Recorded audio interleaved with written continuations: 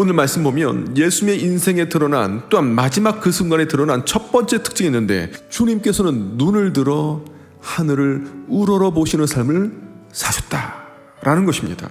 여기서 말씀하시는 하늘도 이 물리적인 하늘을 말하는 것이 아니라 초월적인 하늘, 거룩하신 하나님의 보좌에 하나님께서 임재하셔서 다스리고 통치하시는 하나님의 계시는 그곳을 바라보는 것입니다.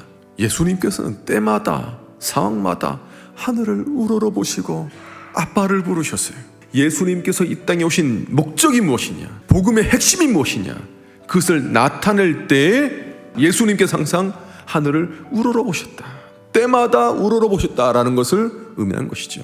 우리의 인생이 참된 믿음의 길을 걸어가려면 우리 주님께서 그렇게 우리 가운데 본을 보이신 것처럼 우리도 하늘을 우러러보는 삶을 살아가야 됩니다. 그러면 하늘을 우러러본다는 것은 무슨 의미일까요?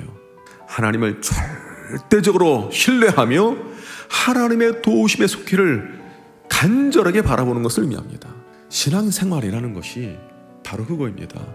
주님께서 우리에게 보여주신 이 신앙의 본처럼 우리도 매 순간마다 하나님 의지하여 겸손하게 절대적으로 신뢰하며 살아가는 그 삶, 눈을 들어 하늘을 우러러보는 삶, 이게 바로 신앙의 여정인 줄 믿으시길 바랍니다.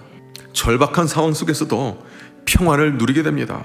하나님의 도우심으로 승리의 기쁨을 찬양하는 삶을 살게 됩니다.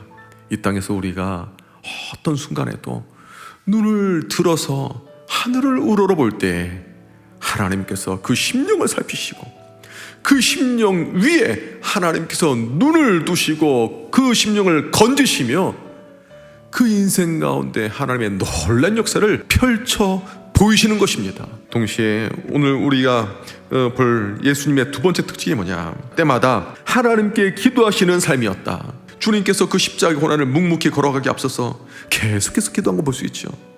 임마누엘의 하나님께서도 이 땅에 오셔서 매 순간 기도하는 그 본을 보이셨다면 하물며 우리는 얼마나 더욱더 기도에 전념해야 되겠습니까? 예수님의 세 번째 삶의 특징이 있습니다. 영원한 영광을 구하시며 영광을 베푸시는 삶이었다. 주님께서는 이 세상의 헛된 영광을 구하지 않으셨습니다. 지금 예수님께서도 십자가를 앞두고 기도하시는데 기도의 내용을 보면 첫 번째로는 예수님 당신의 그 영광을 위한 기도였어요. 더 나아가 제자들을 위한 기도였습니다.